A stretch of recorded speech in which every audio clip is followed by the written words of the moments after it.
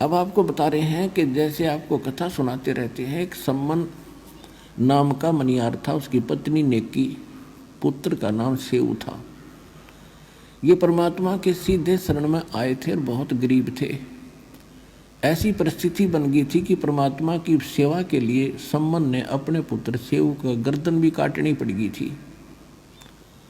और कबीर परमात्मा ने वो लड़का जो का तू जीवित कर दिया था, उसका निशान भी नहीं था कि गर्दन कट्टी है कि नहीं कट्टी। और वो परमात्मा की परीक्षा में वो परिवार सफल हुआ। उसके बाद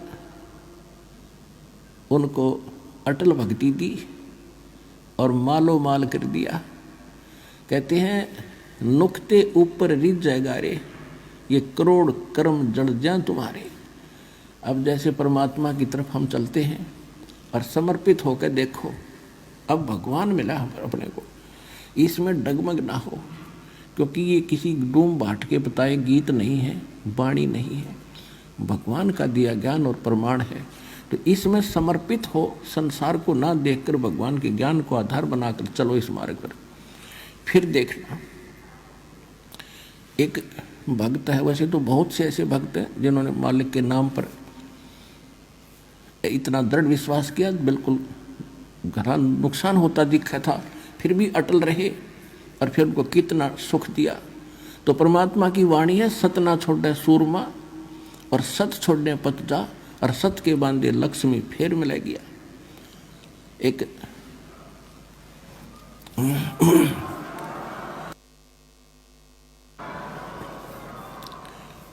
एक भक्त ने दीक्षा ली थी, वो ट्रांसपोर्ट का काम करते हैं, और उस समय उनके पास एक ट्रक था। उनके पूज्य पिताजी पहले हमारी शरण में आए थे, दास की शरण में, वो बहुत नेक आत्मा थे, और उन्हीं की प्रार्थना परमात्मा ने स्वीकार करके उस परिवार को शरण में लिया था। अब उसने, लड़के ने ज्ञान गणा समझ लिया था कति डट के। क्या हुआ कि उसका एक का ट्रक था, बाकी किराए पर लेकर चलाते थे वह, और वो एक्सीडेंट को प्राप्त हुआ और उसकी इंश्योरेंस भी खत्म हो रही थी। तो उस समय उसको 70-75 हज़ार का, यानी जितने का भी वो ट्रक था, 1,00,000-2 लाख का वो नुकसान हो गया। तो उसकी माताजी ने कहा कि भाई देख, पहले तेरा बढ़िया काम चल रहा था और यो नाम ले लिया, तो देख तेरा कितना नुकसान हो गया, इस नाम न छोड़ दे, तू वही भक्ति कर ले।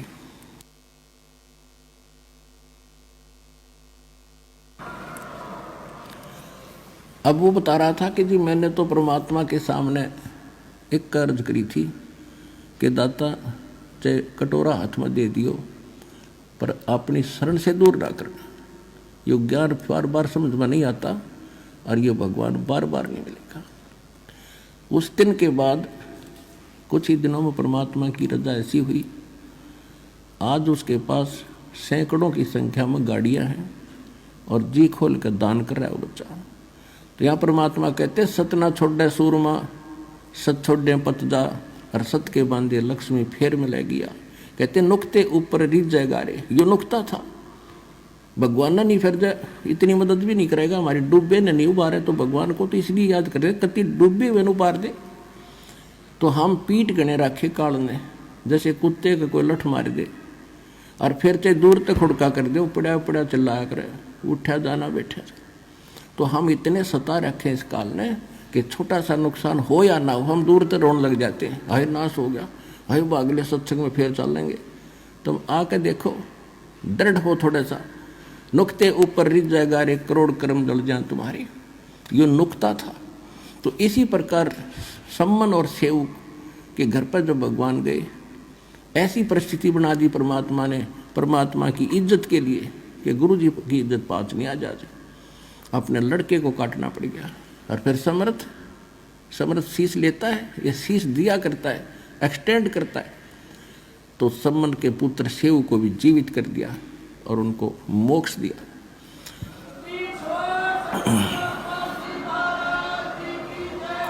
तो इसको कहते हैं नुक्ते ऊपर रिझ जाएगा रे, करोड़ कर्म जल जाए तुम्हारे। फिर हमारी एक गलती है जो सम्मन ने कर दी, उसने क्या गलती की, उसके मन में एक बात बैठ गई कि हे परमात्मा, मैं धनी होता तो सतगुरु की सेवा के लिए मुझे अपना बालक काटना नहीं पड़ता। अब लड़के की गर्दन काटना ये छोटी बात नहीं। और काट दी, फिर उसके बाद उसके दिल में ऐसी ठेस लगी कि ये मैंने क्यों करना पड़ा कि मेरे पास धन नहीं था। अब वो धन न मांगता रहा, परमात्मा ने उससे जीवन में एक नंबर का सेठ बना दिया। लेकिन सेव और उसकी मां ने की, उनको ज्ञान गजब का समझ में आ गया था, वो तो पार हो गए। ये संबंध रह गया माया माया करता, मृत्यु होगी। अगले जन्म में ये नौ शेरवान नाम के एक शहर में नौ शेर खान नाम का राजा बना, बादशाह बन गया, क्योंकि इतना दान सेक्रीफाइस कर रखा था। जब घना धन मालिक ने दिया, इसने डिट के फिर भी दान किया था, उस दान के प्रतिफल में यो बादशाह बन गया। और इसके 80 खजाने थे, 80 गंज बोल रहे हैं। एक यानी जमीन में दाब्या करते पहले राजा लोग, और उस पर एक झंडा टांग देते थे, ध्वजा। तो इसकी 80 ध्वजा टंगी हुई थी। तो राजाओं को दूर दूर के राजाओं, गुप्तचर लोग बता दिया करते थे कि उस राजा के 80 गंज खजाने हैं। 80 गंज, एक गंज में अरबों खरबों का खजाना होता है, हीरे पन्ने लाल ऐसे ऐसे, सोना चांदी। अब वो तक खूब चौड़ा हुआ बैठा राजा बन के, इतना धन है मेरा, और कंजूस इतना हो गया दान नहीं करता। तो काल चाहता है कि ये भक्तिहीन हो, इसका भट्ठा बैठे, सारे खजाने दाबे में बैठे, कल मृत्यु हो जाती गधा बनाओ, वो खजाने के काम आते उस मूर्ख के। वही संबंध था। अब कहते गोता जो जन मेरी शरण है, ताका हूँ मैं दास, और गैल गैल लागा फिरूं जब तक धरती आकाश। अब परमात्मा का काम बढ़ाया, अपनी विरान माटी करवाई। अब भगवान फिर पहुंचे वहाँ एक साधु रूप बना के, और जाके कहा महाराज कुछ दान दे दो। देखो हमारी बुद्धि सेट करने के लिए, हमें उभारने के लिए भिखारी बने भगवान। साधु संत बनकर कहा कि मुझे कुछ दान दक्षिणा करो। तो राजा इतना बुद्धिहीन हो गया, क्योंकि जितनी माया घनी होगी उतना कंजूस बनेगा, और बुरे काम में लाओगा, अच्छे काम में जीव ला नहीं सकता जब तक भगवान साथ नहीं होगा। तो वो राजा कहने लगा कि महाराज मेरे पास पैसे नहीं है। परमात्मा ने कहा कि देखो ये 80 ध्वजा फहरा रही है तेरी, आप क्यों झूठ बोलते हो, कुछ दान कर दो भाई, देख कल्याण होगा तेरा। कहने लगे बाबा जी ये मैं तो लोग दिखावा कर रखा है, इसमें कोल्ले दाब रखे, कोल्ले सच बताऊं, कोल्ले हीरे हरे को नहीं इसमें। परमात्मा बोले ठीक है, जैसी तेरी नीत है बाबा भाई, ये कोल्ले हो जाएंगे फिर तेरे लिए। अब न्यू कह के परमात्मा चल पड़े। राजा ने सोचा भी संता की वाणी कदे सच्ची हो जाया करे। उसने खोद के देखा कोल्ले पाए, दूसरा खोदा कोल्ले पाए, तीसरा देखा सारे कोल्ले। अब उसको तो हार्ट अटैक होने की तैयारी होगी। अब उसने कहा कि संत को खोजो, कहाँ गया। अब पाजे सैनिक बताया, एक ना के बता जी आज वहाँ बैठे हैं वृक्ष के नीचे। राजा गया पैदल नंगे पैरों, चरणों में गिर गए, महाराज माफ कर दो, जितना कहोगे उतना ही दान कर दूंगा। कहने लगा भाई तेरी नीत गेला बरकत हुई है यार, रखा पड़ा नहीं कोल्ले का था तो फिर क्यों रो है। नहीं जी गलती होगी, मैं तो लुट जाऊंगा, पिट जाऊंगा।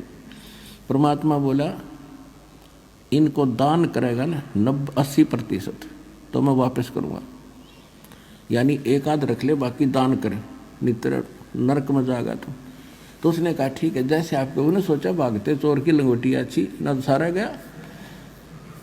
तो उसने जो भी है जैसा वायदा किया, जिसे दान काफ़ी दान दून कर दिया, फिर भी कुछ रखा उसने।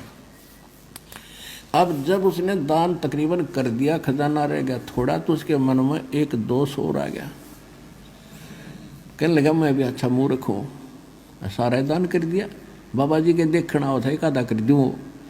हैं, अच्छे घोड़े खरीदूँ हो, अच्छे ब्याह करवाऊँ और जो करूँ हो, मोक्ष फिर भी ना चाहे, ये बकवाद फिर चाहे, उसकी मृत्यु होगी, अगले जन्म में वह पूर्ति भी कर दी। वो अब्राहिम सुल्तान अदब नाम का, बलख नाम के शहर का राजा बना। बलख बुखारे का इराक में एक बलख शहर है, तो वहाँ वो राजा बना और इतना धन दे दिया, क्योंकि जैसा आपने किया भगवान वो तो आपको साथ देता ही रहेगा। इतना धन दे दिया कि उसने 18 करोड़ तक घोड़े खरीद रखे, 18 करोड़, और हजारों की संख्या में ब्याह करवा लिए। अब ये इच्छा लेकर मेरा था नालायक, ले भाई फोड़ ले भाग अपने। और अब क्या होता है, परमात्मा को तो पता था कि देखियो बैठ गया सिंगर के अकबसीब कदे नहीं जाऊं, और पिछले कितने जन्म और बड़े बड़े खजाने छोड़ कर मर लिए। अब उस प्यारी आत्मा को जो फिर से नरक में दलदल में फंस गया, राज के में हजारों की संख्या में ब्याह करवा रखे, 18 करोड़ घोड़े। अब गांव में पहले हमने देखा था, एक भी घोड़ा या घोड़ी किसी के घर पर होती तो उसने नो क्या करते, बड़ा भाई धनी आदमी है, बड़ा चौधरी आदमी है, एक के घोड़ी में। और जिसका 18 करोड़ घोड़ी हो, घोड़े और घोड़ी हो, तो वो राजाओं में कितना संपन्न माना जाता था, ये शायद से अंदाजा लगाया जा सकता है। अब देखो, राजा हो चाहे रंक हो, भगवान की चाह फिर भी रहती है, आत्मा भूल नहीं पड़ती आत्मा को। अब उसने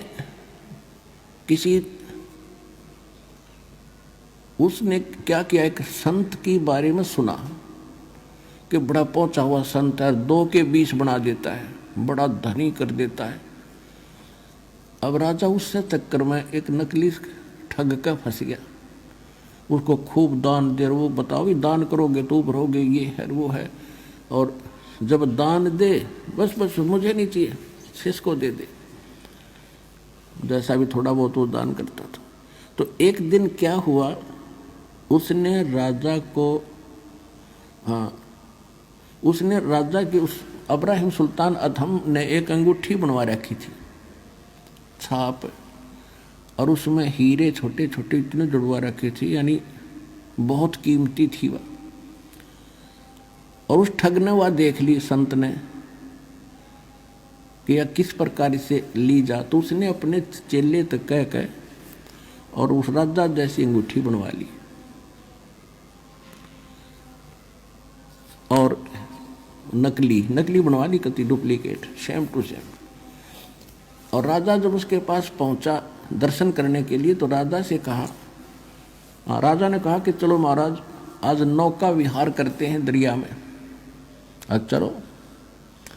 अब जब वो नौका में बैठे जा रहे थे, तो राजा की अंगूठी की तरफ नजर लगी थी है पहले उसकी कि राजन ये क्या ले रखा है, अगली अंगूठी है, ये कितनी कीमती है, कि ऐसे 1 लाख रुपए की बनी है। अच्छा, वाह भाई वाह। और उस नाविक को कहता है, पतवार को, उसको कि भी सीधा चला, इधर चल इधर। राजा का ध्यान इधर हुआ, वह अंगूठी बदल ली और कहता है अच्छा इतनी कीमती हमारे किस काम की, वह फेंक दी दरिया में। राजा ने सोचा कि बड़ा त्यागी बैरागी भाई, ये तो संत के कमाल की बात है, इसकी लालच ही नहीं इसके मन में, और ज्यादा डिवोट हो गया उसके ऊपर, भाई संत होता है ऐसा हो। अब कुछ दिनों के बाद क्या हुआ, उस चेले की गुरु की बिगड़ गई। कहते हैं गुरु लोभी शेष लालची, दोनों खेल दा और दोनों डूबे बापुड़ा, चढ़ पत्थर की नाव। तो पत्थर की नाव पर बैठे थे, एक दिन तक उनका जूत बाजना ही था। उस चेले ने मंत्री को बता दिया कि ये संत नहीं, ये ठग है, और राजा की जो अंगूठी थी नहीं, इसने दरिया में नहीं फेंकी, जो खुद दबाए बैठा है। मंत्री ने कही राजा को, राजा के बात गला उतरे नहीं, अग्नि ने ऐसा नहीं हो सकता। तो मंत्री बड़ा समझदार था, उसने वो बोला शेष कि अभी सच्ची बता, राजा तक की बात जाएगी, बात बिगड़ जाएगी। ने बोला जी कत्ती साची है। उस सुनार के पास ले गया जिससे उसने डुप्लीकेट बनवाई थी। वजीर वहाँ गया तो उसने बता दिया सुनार ने, हाँ ये चेला बनवा के ले गया था और कह रहा था गुरु जी ने बनवाई है, सेम टू सेम जैसी राजा की बनाई थी मैंने ऐसी नकली बना रखी है। तब दृढ़ मंत्री ने राजा को कहा जी सचमुच ऐसा ही है, मैं आपको जो कह रहा हूँ वो ठग है बिल्कुल। तो राजा बोला वो प्रमाण है? कहाँ जी? वो बता रहा है कि वहाँ दबा रखी है। उसी दिन राजा ने जाके छापा मारा, वह स्थान खोजा, वह नौकरी ने उठी पाएगी। राजा ने उस संत का दे लातों दे मुक्या, पहले तो उसकी दे ही तोड़ी और फिर भगा दिया कि इस राज में नहीं दिख जाएगा मेरे को। अब उसके बाद उसके मन में उन संतों के प्रति हेट होगी, नफरत होगी। उसने आसपास के जितने संत थे सबको पकड़वा लिया, जो भी हमें लग गया वो पकड़ गया। अब डर राजा, वो धार्मिक राजा होते थे, उनको डर तो रहता है कि कोई सचमुच अच्छा भी संत हो सकता है, ऐसे नहीं किसी को तंग करना चाहिए, कोई बद्दुआ ना दे दे। तो वो क्या करता था कि सबसे प्रसन्न करता था कि तुमने भगवान देखा और देखा है तो मुझे दिखा। अब देखा ही नहीं क्योंकि तो बेचून का है तो नहीं देखा जी, वो बताते अनुभव करो, अनुभव से ऐसे होगा कि चलो। वो जेल में डालने शुरू कर दिए और चक्की पीसो। ऐसे 360 संत पकड़ लिए और जेल में डाल दिए। बाकी डरते आवा नहीं, वो छोड़ गए उसकी सीमा को। अब देखो परमात्मा के लिए डबल समस्या। एक तो थोड़े बहुत भक्ति करने लगे थे, वो नास्तिक बनाने की तरफ चल पड़े काल के दूत। और भगत चाकी पीसर भगवान ने याद करें, वो आत्मा तो कबीरा भगवान की थी कि परमात्मा तेरे नाम पर लगे आज ये इतना कष्ट हमें। और उधर से उस राजा को नरक से निकालना था। अब क्या बताते हैं, अब गरीबदास परमेश्वर गरीबदास जी ने परमात्मा की वाणी को, परमात्मा की इस जानकारी को अपनी वाणी में किस प्रकार बताया है। पुण्यात्माओं, जैसे तुलसीदास जी ने रामायण को अपने चौपाइयों में अपने वाणी के आधार से बताया है, इसी प्रकार समझ लो परमात्मा से प्राप्त ज्ञान को दिव्य दृष्टि के आधार से 100% ज्ञान गरीबदास जी ने परमात्मा का सुनाया है, उनकी लीला बताई। पंजा दस्त कबीर का सिर पर अर्श अमाने, बादशाह नो शेरवा से आने भये सुल्तान। 9 शेरवा के राजा से फिर सुल्तान अधम बन गए। 18 लाख तुरा दिया और 16 सेंस हुरम्बे, सतगुरु मिले शिकार में है मारा बान असंभ। अजब नवेली पद्मनी अजब नवेला भोगे, और देखो अदम सुल्तान ने भाई कैसे लीना योग।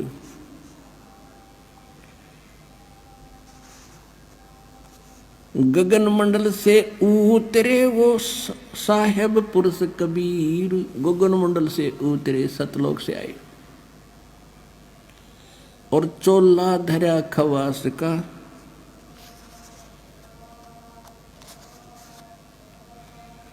और तोड़े जम जंजीरी।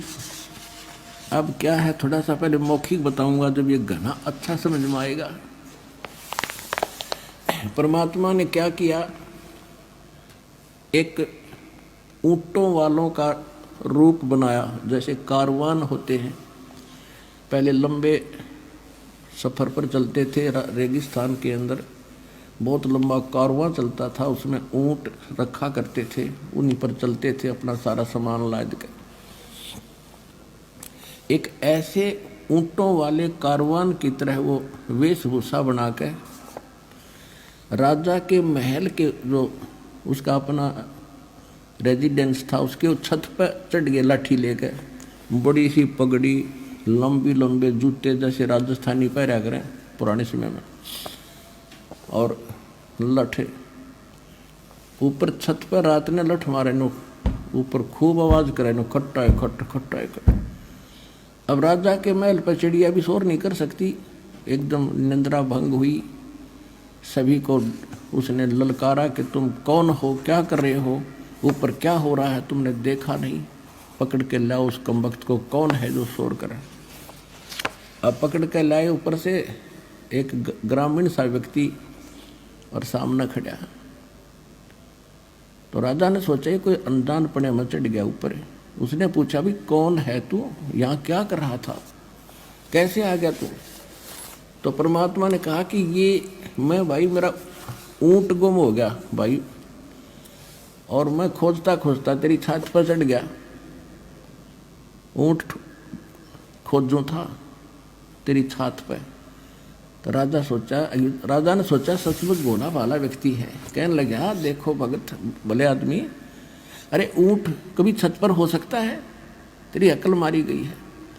परमात्मा बोले कि जैसे छत ऊंट पर नहीं हो सकता, वहां मिल ही नहीं सकता, चढ़ ही नहीं सकता, क्वाइट इम्पॉसिबल, इसी प्रकार इन संतों को सता के और ये बकवाद करके तू भगवान नहीं पा सकता, इतना क्वाइट इम्पॉसिबल। यूं कहकर अंतर ध्यान हो गया, अदृश्य हो गए सामने से।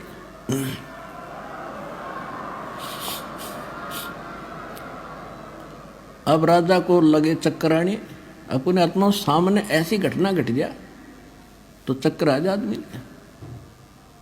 उसने सोचा कोई फरिश्ता था या ये केबला थी। उधर से परमात्मा वहां पहुंच गए जेल में, जहां उसके बच्चे 360 चक्की पीस रहे थे। अब वहां जाकर के उन पहरेदारों से कहा, पुलिस वालों से, कि भाई मेरी भी सजा कर दी तुम्हारे राजा ने। वो बोले तो अच्छा भला आदमी आप पे आ गया, कहाँ पे आ गया, मैं तो भाई राजा तो डर लग गया। बोला ठीक है बैठ अंदर। वो बैठा दिया और कहा ये चक्की पकड़। तो परमात्मा खड़े हो गए, कहने लगे भाई देखो एक काम करेंगे हम, चाहे तो चक्की चलवा लो और चाहे इसमें तुम कणक डालो, एक काम तुम करोगे एक काम करेंगे। और सबको कह दिया बंद कर दो भाई। अब सैनिकों ने सोची जो अच्छा क्रांतिकारी है, इसने सटराई करवा दी। कहने लगे बात उन्हें सोची, पुलिस वाला ने सोची कि लाइन नसीब दे कराएंगे आज, पहले 2 घंटे 4 घंटे चक्की चलवाते थे, सारा दिन चलवाएंगे। कहा कि हम कनक डालेंगे और तुम चक्की चलाओ। परमात्मा बोले ठीक है, पोजीशन पकड़ो, आप आओ सारे तैयार हो जाओ, कणक ले लेगा। अच्छा हो गए तैयार। परमात्मा एक सोटी ले रहे थे डंडी सी, अपनी चक्की के उस डंडे का लगा दी, चल बच्चा पीस दे इनका आटा। तो वो सारी चक्की 360 की 360 कखा उठा दिया, जैसे बिजली वाली चाल लग रहे हैं। अब उन सभी से कहा कि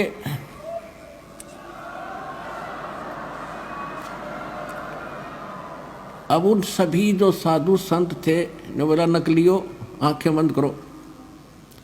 आंखें बंद करी और खोलो। आंखें खोली तो जंगल में खड़े हैं। परमात्मा बोले भाग जाओ इस बुद्धि भ्रष्ट की सीमा छोड़ के। वो तो गए थुक मुठियाँ जाओ कोती डांग ठोकते, सीमा पार करके डिटे बाबा जी। तो अब उधर से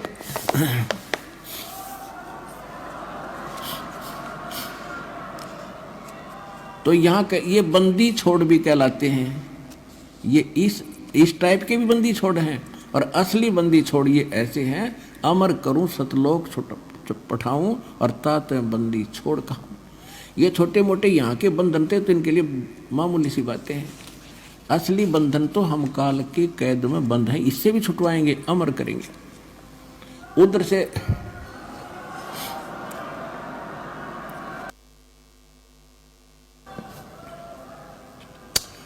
से राजा चिंतित हो गए, बेहोश हो गए। तो काजी मुल्ला बुलाए। उन्होंने सारी कहानी का जब पता चला तो उन्होंने कहा कोई फरिश्ता था या कोई पितर भूत प्रेत था। अब इसके तबीज बना के बांध दिया गले में कि अब कुछ नहीं होगा।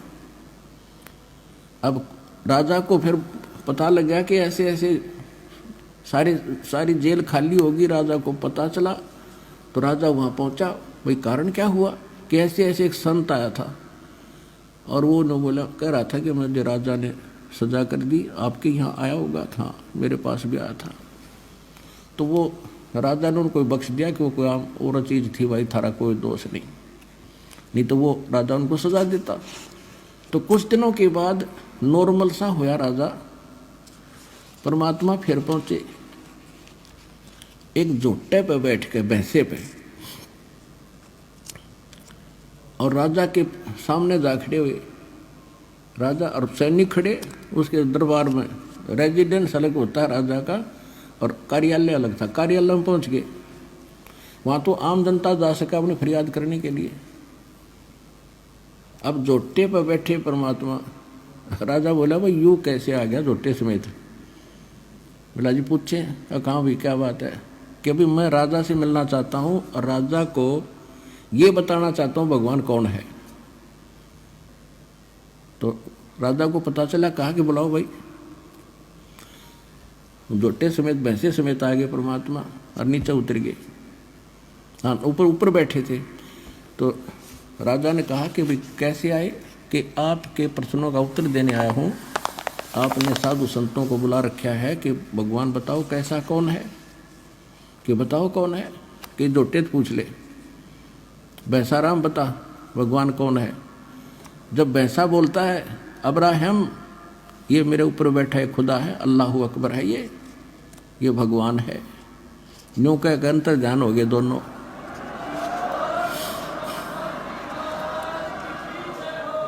अब राजा फिर चित गया, बेहोश हो गया, चक्कर खा के गिर गया। फिर मौलवी बुलाए, उन्होंने बाई बाजू पर तवीज बांध दिया दूसरे ने। अब कुछ नहीं होगा। अब कुछ दिनों के बाद वो नॉर्मल सा हुआ राजा। परमात्मा चले गए एक यात्री का रूप बना के। पहले सफर करते थे यात्री, तो रात्रि में कहीं रुकते थे तो धर्मशाला में रुका करते, सराय में। सिर पे अपना गठड़ी ले जाते थे, थोड़ा बहुत खान का भी उसमें होता था, कपड़े होते थे रस्ते के नान धोने के लिए। छोटी सी पोटली वह काख में दे रखी। राजा के रेजिडेंस में पहुंच गए शाम के समय। राजा बैठा, कुछ नौकर खड़े, रानियां बैठी। अब अंदर कति निकट पहुंच गए। जब राजा ने पूछा भाई ये कैसे आया ग्रामीण यहाँ पर, पूछो इससे। अब भाई कैसे आया? इतने मालिक उसके निकट पहुंच गए।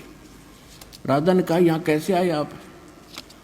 कहने लगे जी मैं रास्ते चलता व्यक्ति हूँ, यात्री हूँ, और मैंने आगे जाना है, शाम होगी। मैं आपकी सराय में, आपकी धर्मशाला में एक रात काटना चाहता हूँ। उसका किराया बता दे, एक कमरा बता दे। अब राजा कहने लगा, बोले आदमी आपने ये सराय दिखाई देती है, ये राजा का महल है, मैं राजा हूँ, ये धर्मशाला नहीं, धर्मशाला कहीं और है, वहाँ जाओ। तब परमात्मा ने कहा कि आपसे पहले इसमें कौन था? कि मेरे यानी दादे परदादे रहे, वंशज रहे। तो वो कहाँ गए भाई? कि वो तो अल्लाह खुदा को प्यारे हुए। तो आप कितने दिन रहोगे इसमें? आप क्या इसमें सदा रहोगे?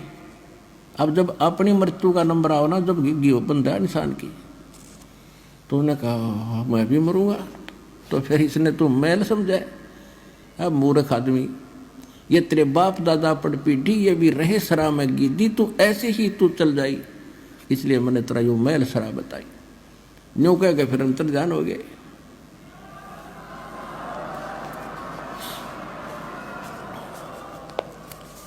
अब वो फिर चक्कर खा गया, दूसरी बाजू का बंधवा दिया तबीज मौलवियों से, अगब ठीक रहेगा। अब कुछ दिन बाद राजा नॉर्मल सा हुआ, वह माया की भांग फिर चढ़ने लगी, इतना फिर पहुंच गए। राजा का एक 9 लखा बाग था, जिसके अंदर बहुत लंबा क्षेत्र होता है और 9 लाख टाइप के बढ़िया बढ़िया उसके पेड़ पौधे और फूल लगाए जाते हैं। उसमें दिन में विश्राम करता था 2-4 घंटे, और वहाँ बांदियों की ड्यूटी लगाई जाती थी, नौकरानी उनकी वो बेड को सेट करके आते थे, बिछाते थे झाड़ जोड़ के, और आसपास फूल के गुलदस्ते लगाया करते थे। और बांदियों की ड्रेस अलग होती है, जैसे नौकरों की, पियोनों की खाकी ड्रेस होती है, ऐसे ऐसे होती थी। एक दिन परमात्मा स्वयं गए दासी रूप बना के, बांदी रूप बना के, और इब्राहिम सुल्तान की वह बाग में सेज यानी बेड लगाया, चारों तरफ गुलदस्ते लगा के, और लेट गए, उस समय स्वयं सो गए। अब राजा गया, उसने माथा ठनका कि रानी का एक बांदी की हिम्मत और मेरी बेड पे सोने की, इसका दिमाग खराब हो गया।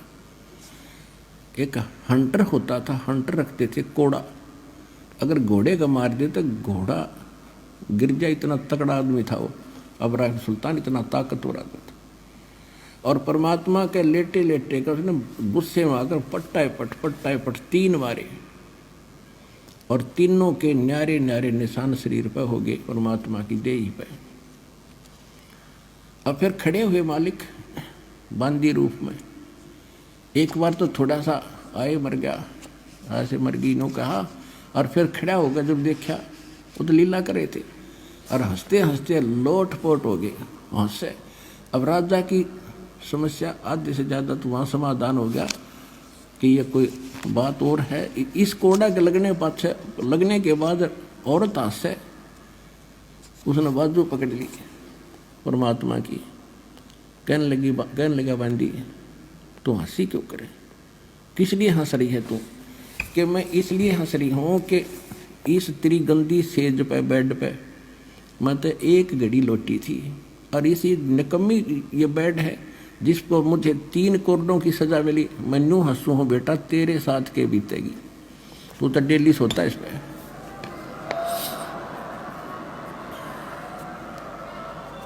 मैं ये हंस रही हूँ कि तेरा के हाल होगा, तेरी उस दीन अवस्था को देख रही हूँ मैं। इतना कह के अंतर्ध्यान हो गया, हाथ छुटा गए। 2 घंटे बेहोश रहा राजा, 2 घंटे। अब उसके बाद काफी दिन के बाद क्या सोचा, रानियों ने सोचा, मंत्रियों ने सब सलाह करी कि इसको हम बाहर ले जाते हैं जंगल में, हफ्ते 10 दिन के लिए बाहर रहेंगे, शिकार करेंगे, इसका मन सेट हो जाएगा, काम काज में लग जाएगा। ये तो उदास रहने लगे, कहीं घर ना त्याग दे। इस चक्कर में रानी भी दृढ़ होगी और मंत्री भी चौकस हो गए, जंगल में ले गए। जंगल में ले गए, वहां जाकर पड़ाव ला दिया, और सुबह से लेकर दोपहर होगी, शिकार करने के लिए गए थे सैनिक भी उसके साथ और वो भी राजा भी, कोई भी जानवर नहीं मिला। तो दोपहर के आसपास उसको एक मृग दिखाई दिया आता हुआ। राजा ने सभी सैनिकों से बोल दिया कि जिसके पास से ये मृग चला गया उसकी खैर नहीं है, क्योंकि राजा बगैर शिकार किए वापस आओ तो अपनी बेइज्जती मान्या करें। तो परमात्मा ने ऐसा दया करी, वो तो लीला थी, वो मृग उस राजा के घोड़े के नीचे के निकल गया। राजा शर्मिंदा होकर उसके पीछे भाग लिया कि इसको मैं ही पकड़ूंगा। इतनी दूर चला गया, वहां जाके टेढ़ा होकर अंतर्ध्यान हो गया, और बहुत दूर चला गया।